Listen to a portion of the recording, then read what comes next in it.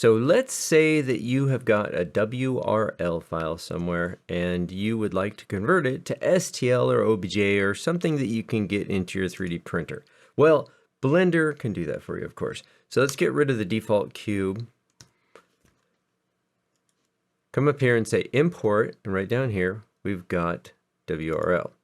So you find your WRL file, click on it, and import it. Now, it's probably going to come in gigantic. It could, I guess, be microscopic, but usually I find that they're going to be very huge, and that's why it's sitting here thinking for a little bit. So if you're new to Blender, you're going to want to know about the end panel. So I'll make this as straightforward and simple as possible so you don't have to do no blendering whatsoever. Here's the file. I'm stuffed right in the middle of it here somewhere. So we're going to go to the end panel. It's called the end panel because you hit N on your keyboard and this thing pops out. So right now, if I were to click on the object here, the item, it says that it is currently 630 meters by these other dimensions.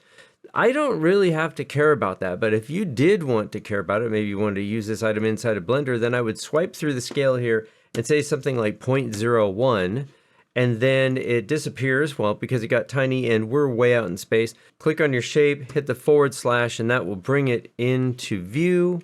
Once you've determined that, yes, that actually is the WRL file that you would like to export, then come up here and then pick the file type of your choice. I'll go with STL, give it a name. And if you'd like, you could put some scale here. It doesn't really matter. And you probably want to check selection only and make sure you actually have it selected. And then hit export. Then open up the slicer of your choice and then go File, Import.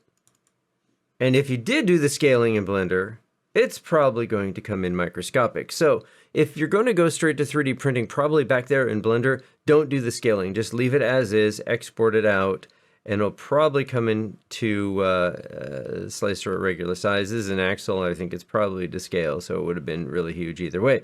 Anyway, I can come over here, I can go to scale, and instead of 100%, maybe I'll say 600%, and that looks pretty good to me. And now I can go ahead and slice and print.